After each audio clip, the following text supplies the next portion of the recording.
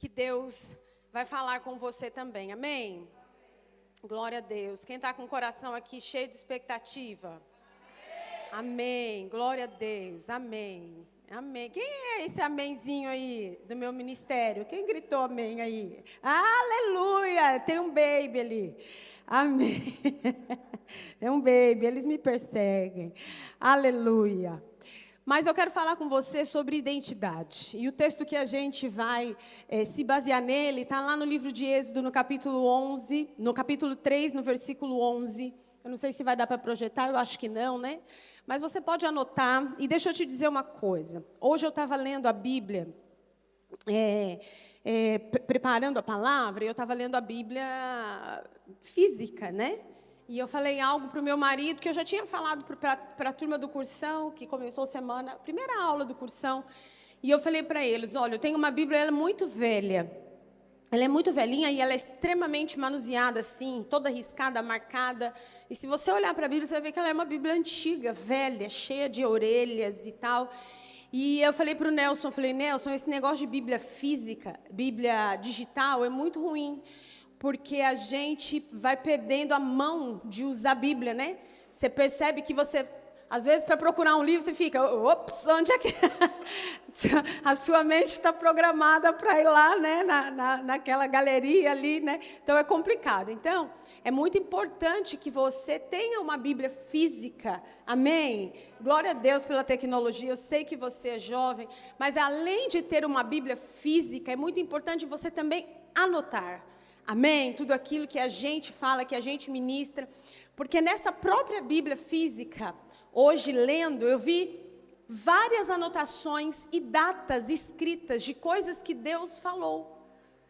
Em 97, 98, 2000 e tal, que eu ia escrevendo e coisas que Deus ia falando, palavras-chave. Então é muito importante você anotar, riscar a tua Bíblia, escrever e anotar a palavra. Então, já que a gente não tem projeção, aproveita para anotar esses versículos e anotar aquilo que é dito. Amém? Porque você aprende muito mais. Amém? Então, lá em Êxodo, no capítulo 3, no versículo 11, diz assim: Moisés, porém, respondeu a Deus: Quem sou eu para apresentar-me ao faraó e tirar os israelitas do Egito? Qual foi a pergunta que Moisés fez para Deus? Quem sou eu? Então a gente percebe aqui que Moisés, ele está passando por um momento que ele não sabe quem ele é. A gente vê que Moisés aqui, nessa altura, quando ele está diante de Deus e que ele fala isso, ele já tem 80 anos de idade. E com 80 anos de idade, diante de Deus e de um desafio que Deus libera para ele, ele diz assim: quem sou eu? Percebe que com 80 anos de idade, o cara está perdido. O cara não conseguiu compreender ainda o que é que Deus tem para a vida dele. E esse é um grande desafio e um grande perigo da nossa geração. É passar por essa vida, é terminar uma vida. Moisés, né, ele teve mais 40 anos ainda para cumprir o propósito de Deus, né, 120 anos, 3 ciclos ele passou ali para perceber e cumprir a vontade de Deus. Mas eu posso te dizer que às vezes algumas pessoas, elas encerram a sua vida e elas não perceberam absolutamente nada. Elas não entenderam absolutamente nada. Muitas são formadas, muitas têm seus diplomas, seus certificados, seus bons carros, suas boas casas, falam vários idiomas, mas deixa eu te falar, isso é medíocre demais para aquilo que Deus te chamou. Amém? E era exatamente isso que estava acontecendo na vida de Moisés. E identidade é algo muito importante. E lá no dicionário diz assim, que identidade é o conjunto de caracteres particulares que identificam uma pessoa. como nome, data de nascimento, sexo, filiação, impressão digital. E é por isso que até na nossa identidade, no nosso registro, né, de identificação, no nosso boletim de identificação, tem até o nosso polegar lá, não tem? Pois. Então, identidade, o significado é exatamente isso, o conjunto de características particulares que identificam uma pessoa. E eu quero falar hoje de características particulares de alguém que nasceu para cumprir um propósito. Amém? Eu quero falar de 4 características de alguém que nasceu para cumprir o propósito. Eu sou um pouco mais velha que você e eu acredito que eu tenho idade para ser mãe de todo mundo que está aqui, né? Então, eu tenho um pouquinho mais de experiência que você, já vivi um pouco mais que você. Então, eu quero te dizer que tudo isso que eu vou ministrar é baseado também nas experiências que eu já tive com Deus, naquilo que Deus já falou no meu coração, quando eu ainda tinha 16 anos de idade, quando eu me converti, quando eu me entreguei ao Senhor. Então, abra o seu coração, porque hoje eu creio que Deus vai falar com você através da vida de Moisés. Mas você também tem o testemunho diante de você, porque todos nós precisamos carregar o nosso testemunho de alguém que sabe o propósito pelo qual foi criado. Amém? Glória a Deus. E a partir de hoje você vai construir a sua história. Hoje você vai construir o seu propósito em cima dessa revelação que você vai receber. Amém? Em 1 Pedro, no capítulo 2, no versículo 9, diz assim: vocês, porém, são geração eleita. Amém? Essa é a nossa identidade. Amém? Você é uma geração escolhida pelo dedo de Deus. Você foi escolhido a dedo pelo Senhor. É isso que 1 Pedro 2,9 diz. Vocês são geração eleita. Foram escolhidos pelo dedo de Deus. Sacerdócio real. Nós somos sacerdócio real. Por quê? Porque nós temos a imagem de Deus. A Bíblia diz que nós somos criados à imagem e semelhança de Deus. Aquele que tem a imagem de Deus tem o domínio e exerce a realeza. Amém? Então a palavra diz que nós somos sacerdócio real. Se você tem a imagem de Cristo, você é um sacerdócio real. Você domina sobre todas as coisas. Você faz parte da realeza. Amém? Nação santa. Você foi completamente separado. Você é povo exclusivo. Isso quer dizer que você é propriedade de um Deus vivo e poderoso. Você é do Senhor. Amém? Você é de Deus e Ele não quer compartilhar você com absolutamente ninguém. Você é propriedade exclusiva do nosso Deus. Amém? Essa é a sua identidade. Para quê que eu tenho uma identidade, pastora? O versículo continua dizendo: para anunciar as grandezas daquele que o chamou das trevas para a sua maravilhosa luz. Existe um sentido para que a gente tenha uma identidade. Existe um propósito para que a gente tenha uma identidade. Você não foi escolhido pelo dedo de Deus à toa. Você não tem a imagem de Deus à toa. Você não é um povo exclusivo de propriedade de Deus que Ele não quer compartilhar com ninguém à toa. A palavra diz para anunciar as grandezas daquele que o chamou das trevas para a sua maravilhosa luz. Esse é o objetivo da sua identidade. Deus te criou para isso, amém? E eu quero falar aqui de uma figura, uma das mais fascinantes da palavra de Deus. De uma das figuras mais fascinantes do Velho Testamento, que é a vida de Moisés. Eu quero falar de Moisés e é impressionante como este homem que escreveu grandes atos da grandeza, dos milagres de Deus, viveu uma crise profunda de identidade. Moisés, alguém que escreveu o Pentateuco, alguém tão usado por Deus, que abriu o Mar Vermelho, que foi usado por Deus para que o pão doce caísse do céu para alimentar o povo hebreu que estava passando fome ali no deserto. Chegou um momento na vida dele que esse cara viveu uma grande crise de identidade. E eu quero te dizer que a juventude é essa fase. A gente fica se perguntando para Deus, quem sou eu? Da mesma maneira que Moisés chega diante de Deus, diante do desafio e fala, quem sou eu para libertar o povo de Israel? Essa fase que você está vivendo, você tem esse questionamento sobre você o tempo todo. Porque você ainda, a maioria, não constituiu família. Você saiu da adolescência, né? Você, às vezes, é um jovem maduro que ainda não tem nenhuma corte.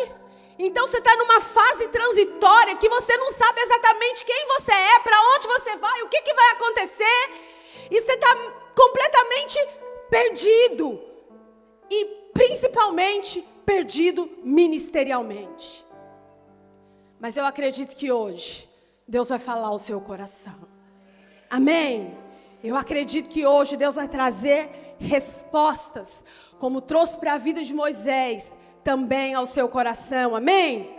Hoje toda a crise profunda de identidade que você tem vivido, que tem trazido ansiedade, pânico, depressão, isolamento, desejo de suicídio, tudo isso vai ser resolvido em Deus. O grande problema da ansiedade, o grande problema da depressão, o grande problema do isolamento, o grande problema do índice alto de suicídio no meio dos jovens, sabe o que é? Falta de identidade. Não sabe quem é, não sabe por que foi criado, não tem noção de quem é. E aí vem as crises. As crises existenciais por falta de identidade. O bullying hoje está em alta, né? Na minha época não tinha bullying. Quer dizer, tinha. Mas a gente resolvia rápido. Deixa eu contar para você como a gente resolvia o bullying na minha época. Não é isso não, tá? Mas era assim. Lá na minha escola, eles me chamavam, o pessoal da minha classe me chamava, tinha os meninos assim, bonitinhos, loirinhos, assim, da bochecha cor-de-rosa, e eles me chamavam de cabelo de bombril, que eu tinha cabelo de esfregão. Quando me chamavam que eu tinha cabelo de esfregão, eu já resolvia rapidinho. Jogava um no chão, subia em cima, pá, pá, pá, pá. Aí, na força, a gente já resolvia. Problema da identidade, pronto, né? Na força a gente já resolvia. Levantava, tal, e se chegasse em casa chorando, a mãe ainda falava, vá apanhar, resolve logo seus problemas na rua. Hoje, por que a gente tem problema de bullying? Chega lá na escola, seu cabelo de esfregão.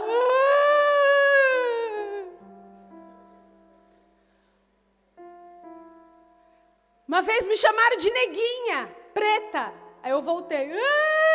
Mas eu sou negra. Cadê minha identidade? Você percebe que a maioria dos problemas é por falta de identidade. Essa semana, na escola onde eu trabalho, uma coordenadora minha falou algo, que a filha de uma líder nossa, que estuda lá, levou uns bolinhos da terra dela, do Brasil. Levou uns bolinhos na sala de aula. Ela estuda com angolanos. Levou uns bolinhos da terra dela para a sala de aula. Quando chegou lá, ela tirou os bolinhos, né, que a avó, né, um bolinho da receita da avó, brasileiro, nananã, tirou da pasta e ofereceu para os amigos da sala.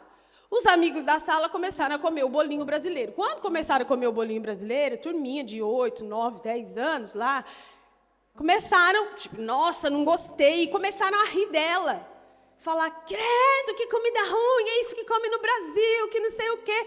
E começaram a turma toda a rir dela.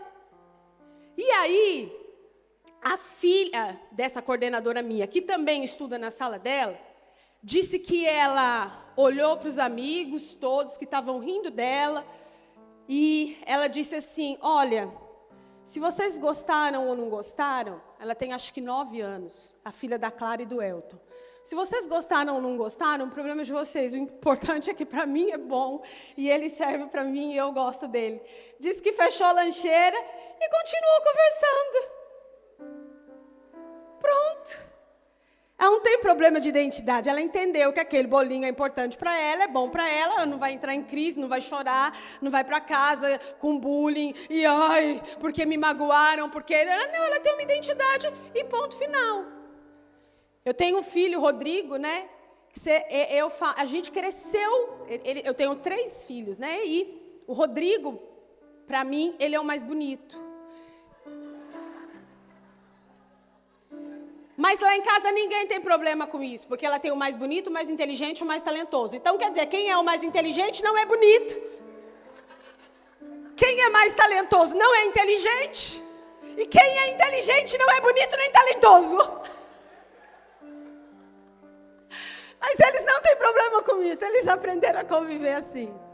Mas o Rodrigo, para mim, ele é o mais bonito, ele que nasceu mais bonito, ele é o negão da família, eu acho ele negão, bonitão, eu acho ele o mais bonito.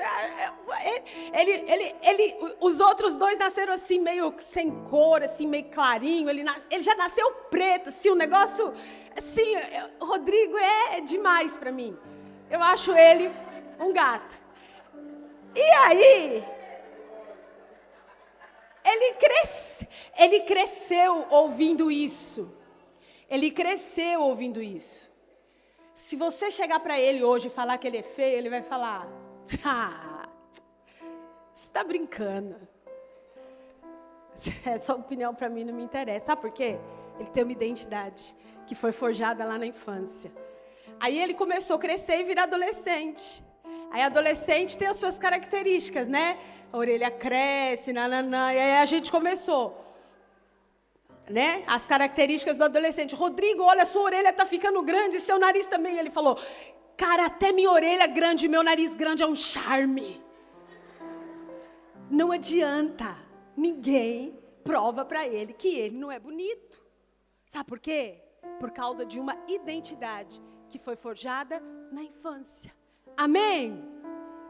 Então, Moisés, ele vivia nessa profunda identidade. E a gente conhece, né, muitos, né, aqui eu acredito que quase todos conhecem a história de Moisés. E a gente vê ali o povo, quando eles estão saindo, eles saem, né, os israelitas vão para o Egito por causa de uma grande fome. E ali José, ele é constituído governador do Egito, e de repente toda a família de José morre, né? Aquele faraó morre, de repente é levantado um outro faraó, e o povo começa a ser escravizado. E a Bíblia diz que esse povo começa a ser escravizado, e de repente aquele povo começa a crescer. E aquele povo começa a ser uma grande ameaça para Faraó. E aí Faraó institui um decreto que todo menino que nascer, ele tem que ser morto. E aí começa a história de Moisés. Todo mundo conhece. Moisés ainda ele era um bebê quando ele foi encontrado pela filha de Faraó, né? Ali no junco, às margens do rio Nilo, dentro de um cestinho feito de junco, ali coberto com betume, porque a mãe dele, Joquebede, escondeu ele por 3 meses, mas de repente não dava mais para esconder, ela coloca ele ali no cestinho, coloca no Nilo e solta o menino no Nilo, mas ela tem um plano com Miriam, que é a irmã, que acompanha aquele cestinho, e ele chega ali às margens, ali, e ele encontra com quem? Com a filha de Faraó. Enquanto ela se banhava, ela ouviu o quê? O choro daquela criança, ela se compadeceu dele, colocou os olhos naquele menino, está lá em Êxodo, no capítulo 2, no versículo 6, não dá tempo da gente ler. Ela se compadece daquele menino, ela põe os olhos nele e ela conclui que ele não é um egípcio. Ela sabe que ele é um hebreu. Ela logo vê a identidade dele, ela conclui, ele não é um egípcio. Esse menino é um hebreu. E aí, ela decide fazer o quê? Criar aquele menino. Mas ela não consegue amamentar. E os planos perfeitos de Deus, né? Eles vão buscar uma ama de leite, que é a própria Joquebede, que é a própria mãe, que amamenta o seu filho. E depois de um tempo ela entrega Moisés novamente para a filha, para o palácio de Faraó, aonde ele é criado, aonde ele é educado. E ele é educado com a melhor educação egípcia. Os professores dos filhos dos reis foram os professores dele. Ele aprendeu as matérias, né, mais importantes que os egípcios, que tinham condição social, poderiam aprender. Música, poesia, aritmética, geometria, tudo isso fazia parte da educação egípcia. Tudo isso fazia parte da educação egípcia. E Moisés estava dentro desse contexto. Moisés estava dentro desse contexto onde ele aprende a escrita cananeia. Ele está dentro desse contexto onde ele aprende a fazer aqueles desenhos, né, egípcios na parede, né, através de tintas, do papiro também. Ele tem uma educação nobre. Moisés tem uma educação completamente diferenciada. E, de repente, Moisés vê e começa a sentir que ele não faz parte daquele contexto. Em vários momentos da vida dele, ele tem crises de identidade. E esse foi o momento que ele começa a sentir, mesmo na nobreza. Agora imagina, se você estivesse crescendo no palácio do José Lourenço e João Lourenço e baixasse uma crise de identidade, eu não sou desse lugar, o que você ia falar? Arreda de mim, Satanás. Você ia falar ou não ia? Você fala, mas é lógico que eu sou daqui. Se começasse a surgir uma crise de identidade no seu coração, ali no meio da riqueza, no meio do luxo, o que você ia fazer? Você ia falar, eu nasci aqui sim, esse é meu lugar, meu Deus me criou para ser rei, para sentar no melhor lugar da mesa. Mas não foi assim com ele não. Ele começou a sentir que ele não era daquele lugar. Ele começou a sentir que ele não era daquele lugar, que ele não era daquela família. Ele começou a sentir que ele não era um egípcio. E aí a Bíblia diz que ele um dia sai para visitar os seus irmãos, os escravos, e ele vê um egípcio maltratando um israelita. Logo ele tem uma identificação e a palavra de Deus diz que ele ataca, mata e esconde o corpo do egípcio. Faraó queria matá-lo e ele precisou fugir.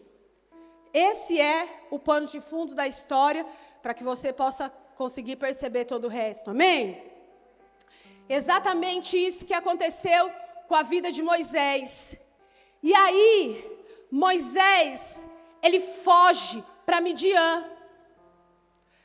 com 40 anos de idade, ele vai para Midian. E aí, Moisés começa a se perguntar: quem eu sou? Eu sou aquele menino que nasceu e que precisa do colo da hebreia Joquebede e que precisa amamentar-se nela, aconchegar-se nela. E eu acredito que quando ele estava sendo amamentado por ela, ela deveria cantar e falar na língua dela. E com certeza isso refletiu também até ele ser entregue. Então havia uma confusão na mente dele com a língua hebreia, havia uma confusão na mente dele com a língua egípcia. Ele devia estar em crise e ele pensa: eu sou quem? Eu sou de Joquebede. E aí ele pensa assim: eu sou um jovem egípcio acostumado com as regalias do palácio. E aí o terceiro questionamento dele é: ou eu sou um velho peregrino fugitivo? Percebe que Moisés vive em um contexto que ele não sabe quem ele é. Ele já passou por tanta coisa e que com 40 anos de idade ele não sabe quem ele é.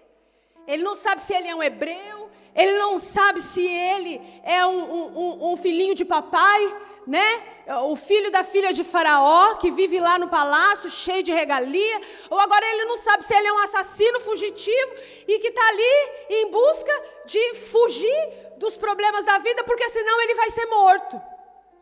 Exatamente isso que está acontecendo na vida de Moisés. E às vezes demora muito tempo para descobrir de fato quem a gente é, sobre o propósito profético de Deus nas nossas vidas. Fala assim: propósito profético.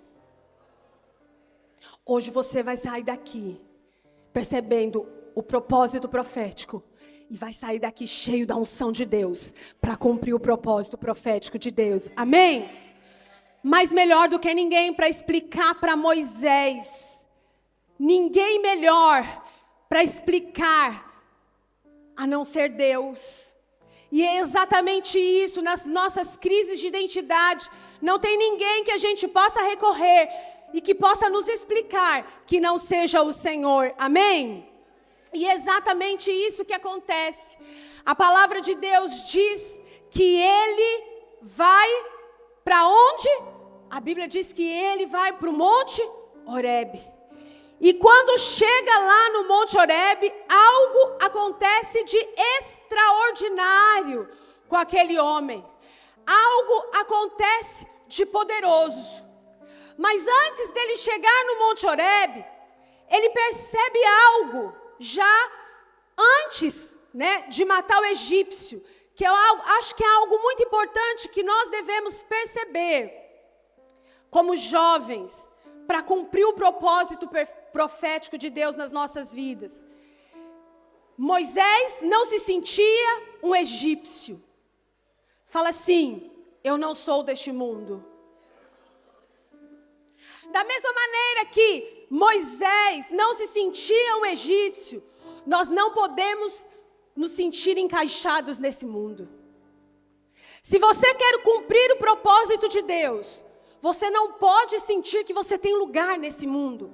Essa terra só é o lugar que nós estamos preparando as nossas malas para alcançar a nossa morada eterna, que é o céu. Amém? Nós não podemos nos sentir encaixados nesse mundo. Não existe outro cenário na sua vida que combine com você, que não seja a presença de Deus. Não existe outro cenário que combine com a sua vida, que não seja a casa, as coisas de Deus, a edificação da casa do Senhor. Não existe outro lugar que você se encaixe mais. Amém? Não tem lugar para onde ir, não tem para onde voltar. Amém?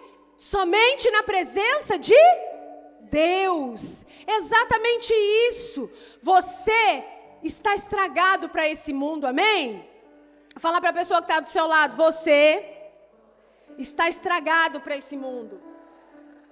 Se você não perceber essa primeira característica de uma identidade, de alguém que entende o propósito de Deus, você não vai conseguir perceber. Você não faz mais parte desse mundo. Você está estragado para esse mundo. Quando você tenta retornar e voltar, você se sente perdido. Você se sente completamente um peixe fora d'água. Às vezes eu sou convidada para alguns eventos ou algumas festas, que eu estou lá e eu sinto que eu não faço parte daquele evento nem daquela festa. Eu estou lá por educação ou para cumprir um convite. Mas eu não sou de lá. Eu não faço parte daquela organização, eu não faço parte daquelas pessoas. Nem a alegria daquelas pessoas faz parte da minha alegria. Você percebe? Na presença de Deus, o seu DNA, ele foi completamente alterado. Mudou. Tudo mudou. As suas prioridades mudaram. Os seus pensamentos mudaram. Em João 17,14 diz assim: dei-lhes a tua palavra e o mundo os odiou, pois eles não são do mundo, como eu também não sou. Deixa eu te dizer, você não se encaixa com o mundo, porque o mundo te odeia. E aquele que quer ser amigo do mundo é inimigo de Deus. O mundo nos odeia. Se nós estamos envolvidos no cenário do mundo e o mundo está apaixonado por você, cuidado. Porque o mundo tem que te odiar. O mundo tem que ir contra você. Porque você está na contramão do mundo. Se você é um RL de verdade, você está na contramão daquilo que o mundo faz.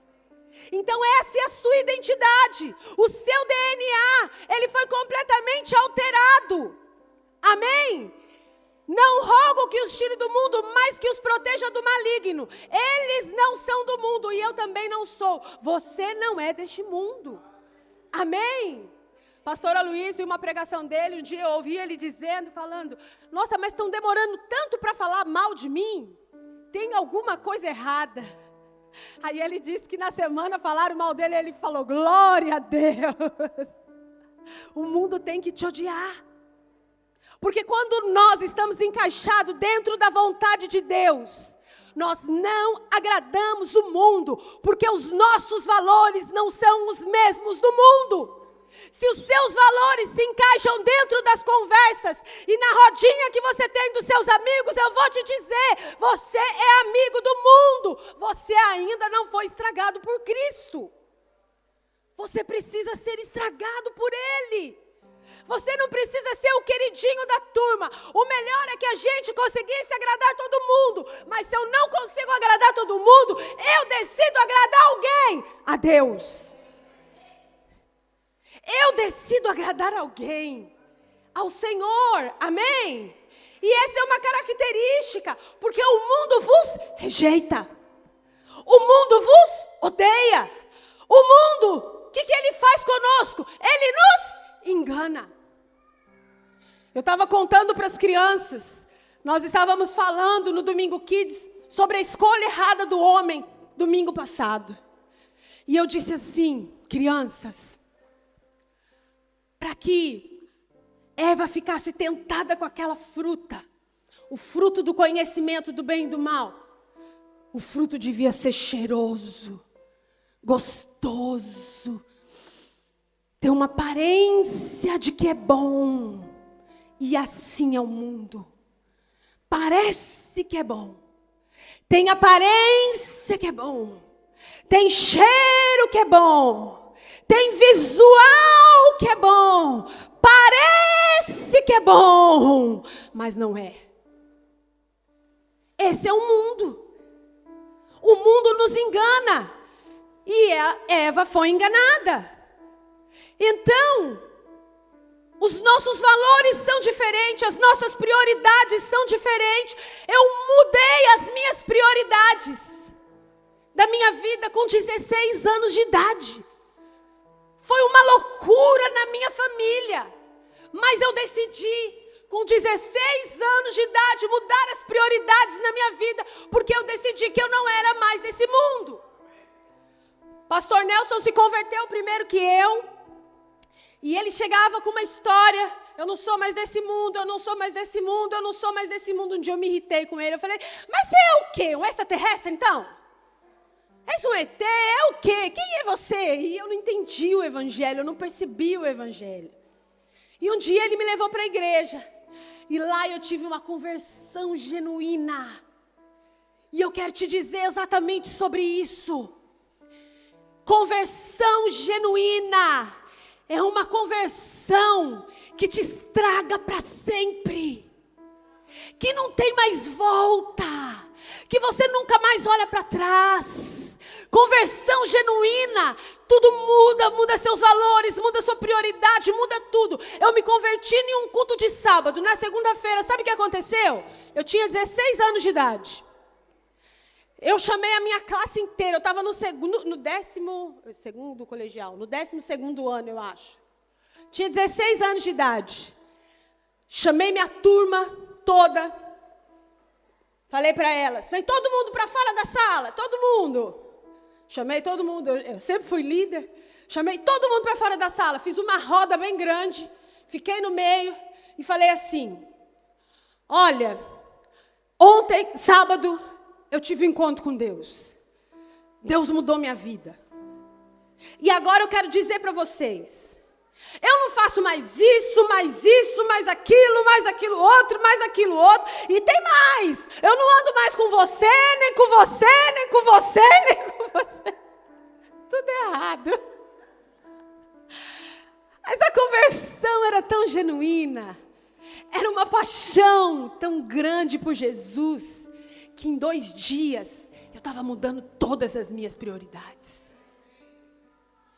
Em 2 dias eu tomei decisões que eu colho delas até hoje.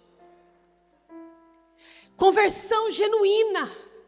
E foi exatamente isso, é exatamente isso que nós precisamos entender.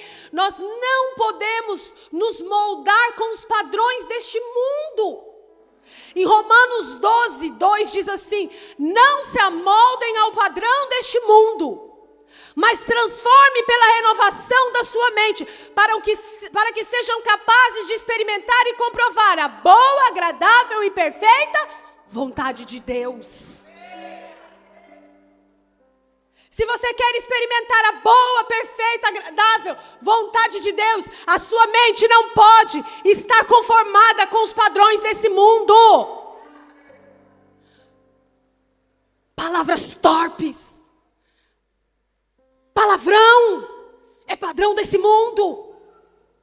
Quem está estragado para Cristo, essas palavras não saem da boca. É a identidade daquele que foi marcado por Deus para um propósito. A boca fala do que o coração está cheio. O seu coração está cheio do quê? Da palavra. E é por isso que você anuncia as maravilhas. Como nós falamos aqui no começo, você tem uma identidade para anunciar as maravilhas daquele que te tirou das trevas para a sua poderosa luz. As suas conversas não são conversas pornográficas. A identidade daquele que é marcado para Deus por um propósito não entram em conversas pornográficas. Ele não tem problema com pornografia, ele não tem problema com pecado. Ele não tem problema, primeiro porque ele vive na graça. E quem vive na graça é tão constrangido pelo amor de Deus, que o pecado na vida dele é uma palavra que ele até esquece que tem, que existe. Ele é alguém que não se amolda aos padrões desse mundo. Glória a Deus que nós temos sido guardados ainda aqui em Angola. Mas se você for no Brasil, se você for para a Europa, você vai ver o quão horrível está a mente das pessoas conversando com uma amiga minha. Ela disse que as filhas dela, angolanas, e ela estava falando sobre essa questão de homossexualidade, e as filhas dela disse para ela, angolanas, as filhas, 14 anos e a outra 12, mamãe, você está por fora, agora é normal, agora é assim. O diabo quer que a nossa mente se amolde aos padrões desse mundo. É isso que está acontecendo.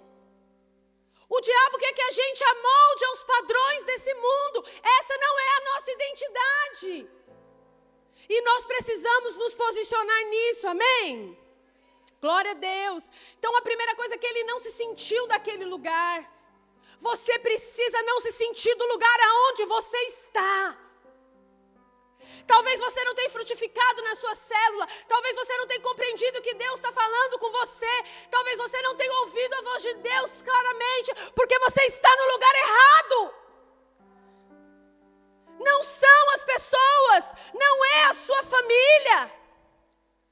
Não tem o seu DNA, não tem as suas características, não tem a sua identidade. Não é lá que Deus vai manifestar. É na célula. É no culto, é no discipulado. Tem uns que vêm para a célula, glória a Deus. Tem uns que vão no culto, aleluia. Mas tem outros que desprezam o discipulado. A nossa identidade é uma igreja em que nós temos a nossa célula, nos reunimos no nosso culto, mas nós estamos arraigados no discipulado. Se você não anda em discipulado, você não tem a identidade. E nós precisamos perceber o que Deus quer falar conosco. Amém?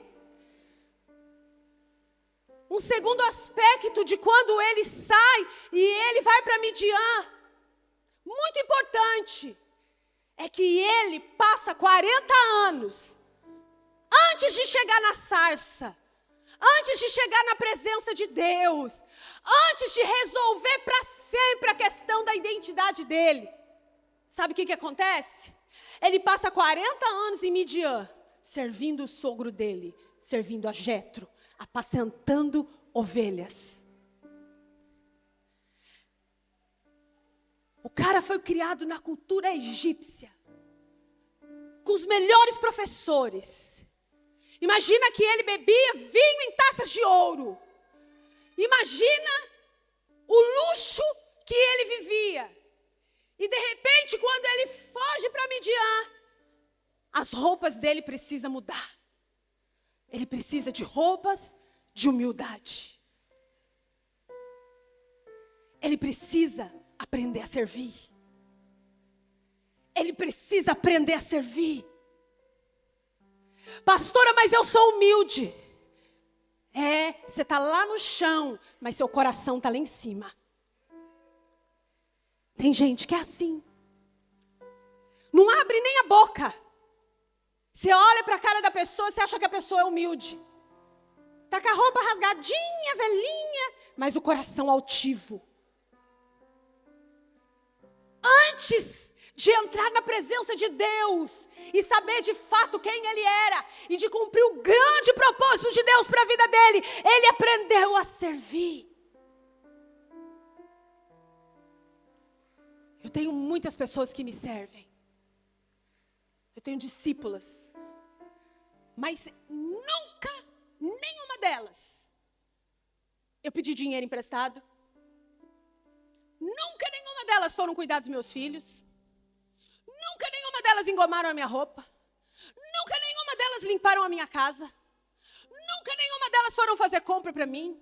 Nunca nenhuma delas foram destinadas a fazer nada para me servir exteriormente. Não acho que seja errado, mas eu nunca pedi. Você sabe qual é a melhor maneira de nós servirmos o nosso líder? Porque Jetro se tornou o líder dele. Sabe qual é a melhor maneira? Frutificando. Vai dar fruto. Vai dar fruto. Vai para o cursão. Vai para o CTL. Termina o que você começou. Para de ser inconstante. Termina o que você começou. Está indo na célula. Vai até o fim.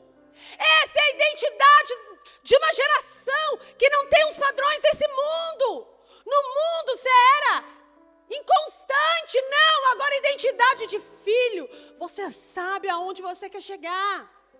Amém? Exatamente isso. Ele começou a servir a Jétro. Ele serviu durante 40 anos. Ele mudou. Alguém que talvez sabia muitas coisas. Alguém talvez que aprendeu muitas coisas. Mas ele precisou ir para um lugar humilde e aprender a servir. Nós precisamos aprender a servir liderando uma célula. Nós precisamos aprender a servir liderando uma célula. Todos fomos chamados para liderar. Você foi chamado para ser líder. Deus te constituiu sacerdote. O padrão de liderança de Deus não tem nada a ver com o mundo, mas eu não sei falar. Não tem com a ver você saber falar. Deus põe as palavras na sua boca. Você só precisa se dispor. Porque o discipulado, o aprender aqui com alguém mais velho, é uma questão de coração. É coração. Aprender com alguém mais velho é coração. Amém? Ele teve que mudar a mentalidade dele de egípcio, de rei, de nobreza, de alguém que era alguma coisa rapidamente. Foi ali que ele foi preparado para entrar na presença de Deus. Aprenda a servir dando frutos, amém?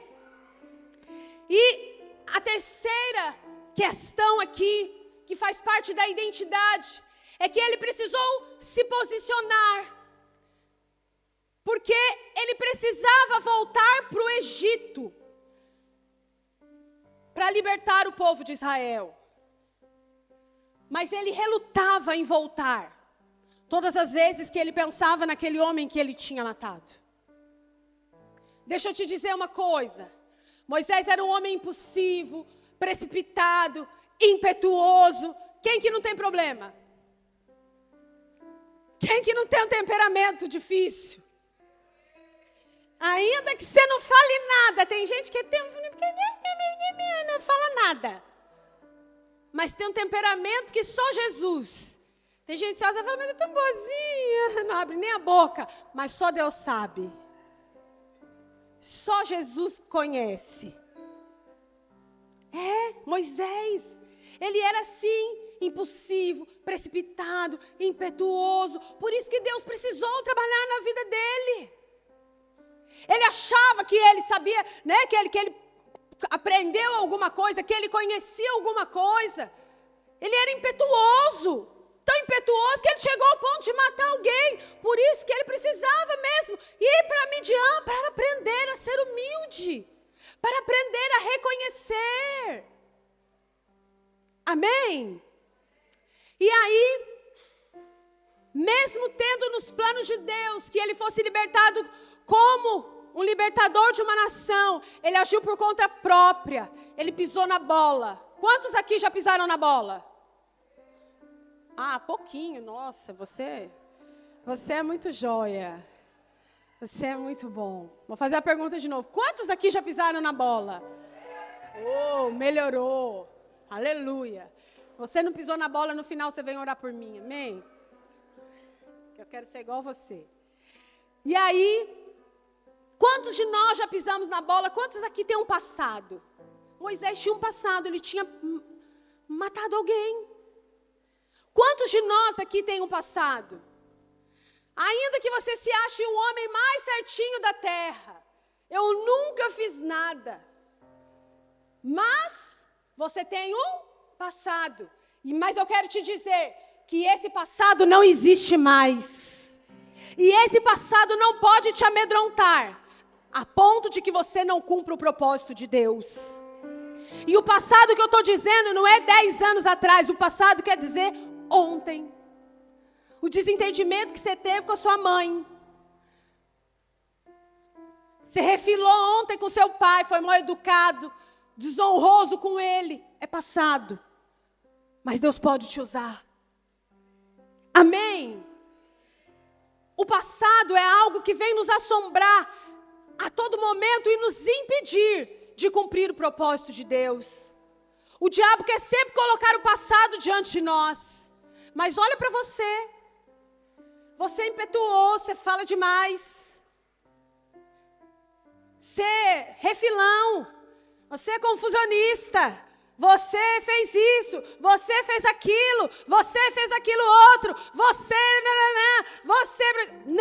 não existe passado, amém? Deus nem se lembra mais, a palavra diz que Ele lançou no mar do esquecimento. 2 Coríntios 5,17 diz assim, portanto, se alguém está em Cristo, é nova criação. Você é uma nova criatura.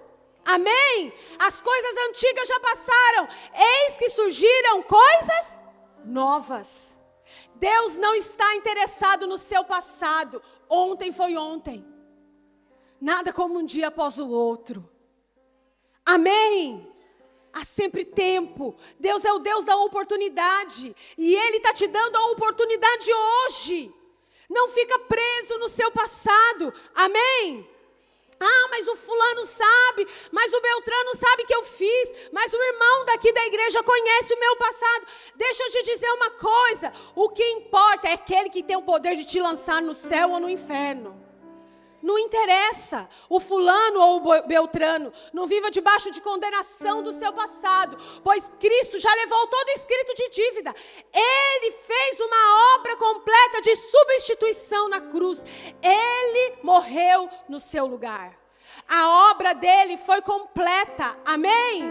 Então a inconstância, a falta de moralidade, às vezes você é alguém que foi imoral, ou que é imoral, deixa eu te dizer, a partir de hoje vai ser passado na sua vida. Às vezes você está tendo problema com imoralidade no seu telefone, às vezes você está tendo problemas de imoralidade com mulheres, às vezes você está tendo problema com falta de constância, às vezes você está tendo problema com vícios, ninguém sabe, só você e Deus sabe. Deixa eu te dizer, a partir de hoje pode ser passado. Pode ser passado na sua vida, porque a obra que Jesus Cristo fez na cruz foi completa e para sempre. Ele disse, está consumado. Você só precisa se posicionar. E Moisés precisava posicionar-se a fazer aquilo pelo qual Deus designou que ele fizesse, mesmo tendo um passado. Você precisa crer naquilo que Jesus fez, amém? Aleluia, Deus está preocupado com o seu presente e Ele está trabalhando para o seu futuro. Deus estava trabalhando para o futuro da nação de Israel. Deus estava usando Moisés naquela circunstância porque Deus estava preocupado com uma nação. Deixa Deus usar você, amém? Aleluia, aleluia, Deus está feliz com você. Fala assim, Deus está feliz comigo.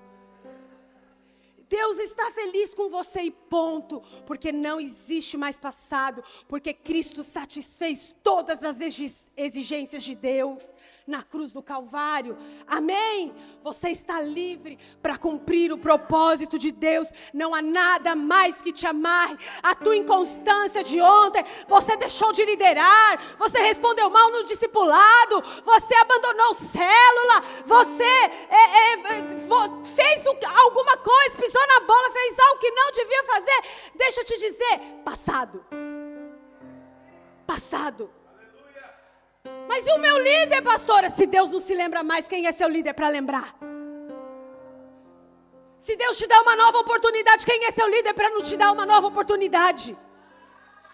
Vamos embora. Vamos fazer aquilo que o Senhor nos chamou. Porque lá no fim tem uma nação que está sendo escravizada. E o que Deus está fazendo? Deus está preparando uma nação. Deus está levantando uma geração de jovens. Deus está levantando vocês. Há jovens lá fora que estão morrendo. Deus tem uma obra urgente, emergente, à pressa. Da mesma maneira que Deus trabalhou com Moisés, que Deus forjou em Moisés um libertador, Deus quer fazer isso com você também, amém? E de repente, Depois de tudo isso, Deus leva Moisés para o lugar principal. E é aqui que eu quero terminar. Deus leva Moisés para um lugar fundamental, que foi um divisor de águas no ministério dele e para a nação de Israel. Deus leva ele para um lugar, e esse lugar, Deus leva ele lá para o Monte Horebe, lá em Êxodo 3, no capítulo 2, a gente não vai ler, mas diz que o anjo do Senhor lhe apareceu numa chama de fogo que saía do meio de uma sarça que ardia. A sarça ardia e o arbusto não se consumia. É isso que a Bíblia diz, amém? A Bíblia diz que Deus leva Moisés depois que ele aprendeu que ele não era um egípcio. Ele não era daquele meio. Ele não era daquele mundo. Ele não fazia parte daquelas pessoas. Ele tinha uma identidade diferente. Depois que ele percebeu isso, depois que ele aprendeu que ele precisava ter um coração para servir, que ele precisava ser humilde e tirar a capa do egípcio rico e colocar a capa do pastor de ovelha e servir durante 40 anos servir um outro pastor de ovelha. Imagina, pode parecer humilhante, mas ele só chegou à presença de Deus. Ele só chegou à sarça ardente quando ele tomou essas duas identidades sobre ele. E a Bíblia diz que ele chega diante da sarça ardente, e ali foi um encontro crucial, aonde as dúvidas de Moisés e toda a sua identidade é revelada. No começo aqui ele estava cheio de dúvida. Eu sou filho de Joquebede, eu sou hebreu, eu sou egípcio, eu estou acostumado com aquilo que está no palácio do rei, eu sou um fugitivo. Quem eu sou? Moisés estava perdido. Às vezes você está liderando célula, mas você está perdido. Às vezes você é discipulador, você está perdido. Você não dá fruto, não frutifica, ninguém vê nada. Você é membro de célula há anos e nada acontece na sua vida. E aqui Deus revela para Moisés, dizendo para ele que ele é o maior investimento dele. Deus se revela para Moisés dizendo assim: filho, você é o meu maior investimento, o meu maior projeto. Eu te guardei desde o Nilo. Eu te guardei quando o faraó queria matar os meninos. Eu já tinha um plano, eu já tinha um projeto. Eu arquitetei um plano. Eu usei Joquebede, eu usei Miriam, eu usei a filha de faraó. Eu fiz todas as coisas. Eu te coloquei para sentar no melhor lugar da mesa. Eu coloquei você no melhor lugar. Te dei a melhor educação, te dei a melhor instrução. Eu preparei o seu coração. Eu fiz tudo durante todos esses anos, porque você é o meu maior investimento para a grande obra que eu quero fazer. Amém? A partir desse encontro com essa sarça ardente, a vida de Moisés vai pegar fogo. Está faltando fogo na sua vida. Está faltando fogo de Deus aí. Está faltando fogo de Deus no seu ministério. Amém? Porque se você é fogo, quando encontra fogo, a chama fica mais alta ainda. É isso que precisa acontecer. Você é uma tocha acesa de fogo do Senhor. Amém? Agora, depois da sarça ardente, a vida tranquila de Moisés vai mudar. A vida dele vai mudar. Aquela tranquilidade, aquela serenidade, 40 anos cuidando de ovelhinha. Não, agora vai mudar, tudo vai mudar. De um pastor, de um rebanho de ovelhas, agora ele vai se tornar pastor de um rebanho com mais de 1 milhão de almas. vida do cara mudou. A vida dele mudou. Depois do encontro caçar ardente, ele deixa de ser um pastor de ovelhas simples para pastorear 1 milhão de ovelhas que estavam sendo escravizadas no Egito. Ele começa agora um grande trabalho. Nós somos chamados para destruir as obras do diabo. Nós somos chamados para destruir as obras do diabo. E não é um fogo de palha, não. Não é para você sair daqui emocionado. Ah, porque eu fui no Holy Fest, porque eu recebi uma palavra. Não, é um fogo constante que não apaga. Não é fogo de palha, é um fogo constante que não apaga. Não apaga. Você acorda, o fogo está queimando. Você vai para a universidade, o fogo está queimando. Você quer falar de Jesus, você quer liderar, você quer ser discipulado, você quer fazer, você quer acontecer. Então, é assim. Sandrina, minha discípula, ela me manda mensagem todo dia. Ó, menina chata. Brincadeira. 8 horas da manhã, discipulado. 10, ela ensina as irmãs a ler a Bíblia. Elas ensinam a irmã a orar. Elas ensinam a irmã a confessar a palavra. Ela manda foto. Ela faz planejamento de estratégias de crescimento, de multiplicação. E tô treinando não sei quem. Tô treinando não sei quem. A chama tá acesa. Fogo. Fogo. Teve encontro com a sarça ardente. Tá na hora de tomar sua decisão. Está na hora de tomar sua decisão. É hoje, é aqui no Holy Fest que você vai ter um encontro face a face com a sarça ardente. Tua vida vai pegar fogo, nunca mais vai ser a mesma. Amém? Você está há anos nessa célula, não é nem líder em treinamento. Poxa, que mancada é essa? Chega! Se levanta! Ainda não se tornou discipuladora dos kids, por quê? Tá dormindo? Tá precisando o quê? Tá precisando o quê? Tá fazendo, tá levando uma vida de banzelo, tá banzelar agora? Tá achando o quê? Que ministério é banzelo, agora vou banzelar só? Não! Jesus te chamou para pegar fogo!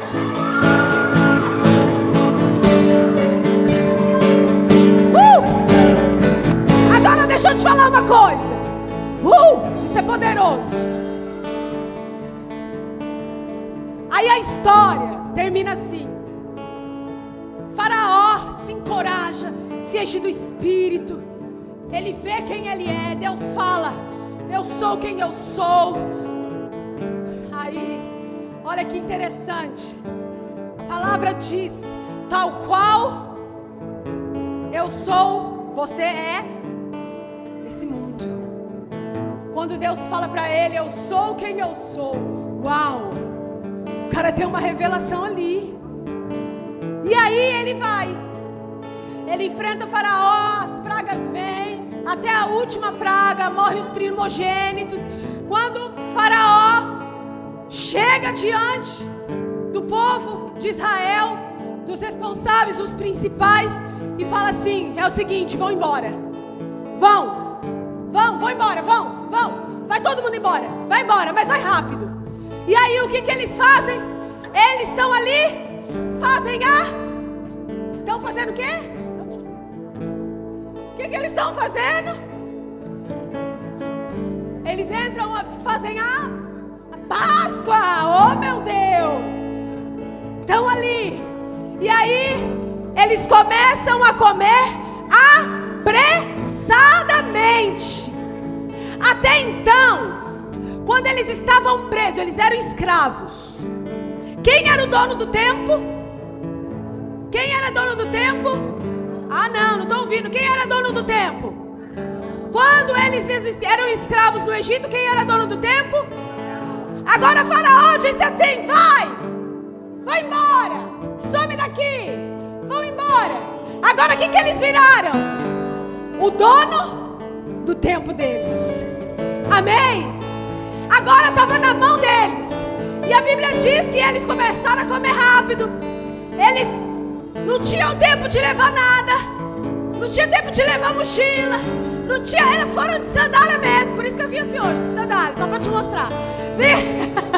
Aí eles, apressadamente, eles vão embora. Eles saem apressadamente. Por quê? Porque eles tinham também percepção. Faraó mudou de ideia. E o que Faraó fez? Faraó foi atrás. Mas o que eles fizeram? Saíram apressadamente. Eles viraram o Senhor do tempo deles. E é exatamente isso que eu quero falar com você agora. Eu quero que você fique de pé.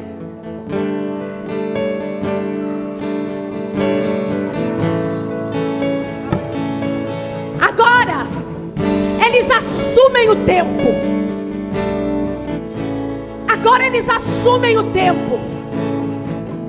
E eu quero ler um versículo com você para a gente terminar.